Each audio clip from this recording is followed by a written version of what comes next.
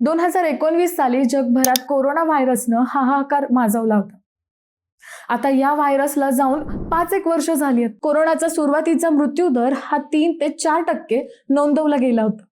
नंतर जगभरात त्याची तीव्रता वाढल्यावर तो 10% वरती गेला. भारतात जून 2020 ते 2021 या काळात सर्वात जास्त मृत्यूदर हा 3.4 ते 8.1% नोंदवला गेला. पण थांबा, आता जगाची झोप पुन्हा एका नव्या व्हायरसने उडाली आहे. त्या व्हायरसचं नाव आहे हंता व्हायरस.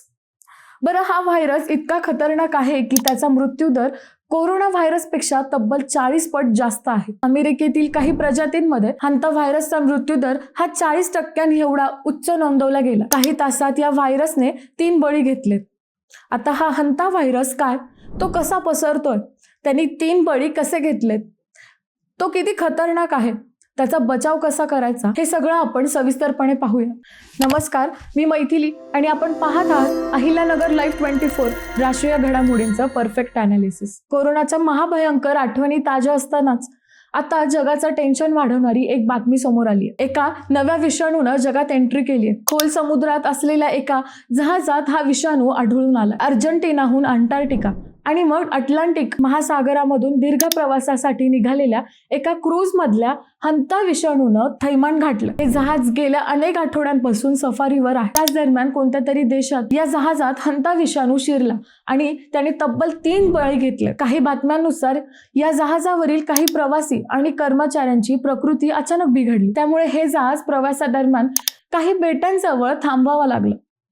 जहाज दक्षिण अटलांटिका परिसरात असताना 70 वर्षीय डच प्रवासी आजारी पडला. त्यानंतर त्याचा मृत्यू झाला. या प्रवाशाचा मृत्यूचं कारण तपासणीसाठी त्याच्या रक्ताचे अहवाल प्रयोगशाळेत पाठवण्यात आले होते. महिनाभरानंतर दक्षिण आफ्रिकेतील एका लॅबमध्ये तपासणी केल्यावर या प्रवाशाचा मृत्यू हंता विषाणूच्या संसर्गामुळे झाल्याचं निदान समोर आलं. त्यावेळी जहाज दक्षिण आफ्रिकेपासून जवळपास 3500 किलोमीटर दूरवर खोल समुद्रात होतं. आता हा पोस्टमॉर्टम रिपोर्ट येईपर्यंत या क्रूज मधील आणखी 3 जणांचा मृत्यू झाला. एक प्रवासी दक्षिण आफ्रिकेतील रुग्णालयातील ICU मध्ये उपचार घेत आहे.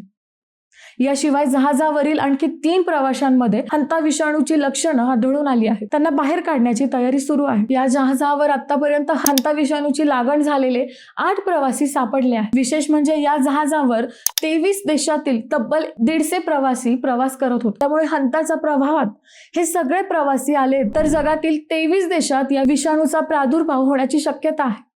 हंता विषाणू हा एक व्यक्तीकडून दुसऱ्या व्यक्तीकडे पसरत नाही असं सांगितलं जातं. परंतु आता एकच क्रूजवरील तब्बल 8 जणांना या विषाणूची लागण झाल्याचे आरोग्य तज्ज्ञही बुचकळ्यात पडले आहेत. या विषाणूचा तत्काळ प्रतिबंध केला नाही तर कोरोनासारखा हा विषाणू जगभर पसरण्याचा धोका व्यक्त केला जात आहे.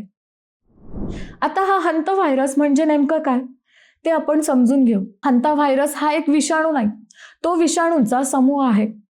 उंदीर, घुशी अशा कुरतडणाऱ्या प्राण्यांमध्ये तो आढळतो. या प्राण्यांची विष्ठा, मलमूत्र किंवा लाळ जेव्हा मानवी संपर्कात येतात तेव्हा या विषाणूचा प्रसार होतो. उंदराची जागा, अस्वच्छ ठिकाणे जिथे उंदीर, घुशी असतात ते बीळ, या ठिकाणी या विषाणूचा सगळ्यात जास्त धोका असतो.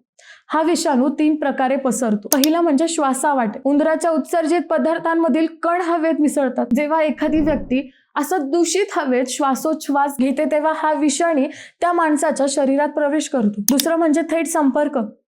संक्रमित उंदराच्या विष्ठेला किंवा मलमूत्राला एखाद्या व्यक्तीचा स्पर्श झाला तर नाक, तोंड, डोळे किंवा तोंडावाटे तो माणसाच्या शरीरात जातो. आणि तिसरं म्हणजे दंश.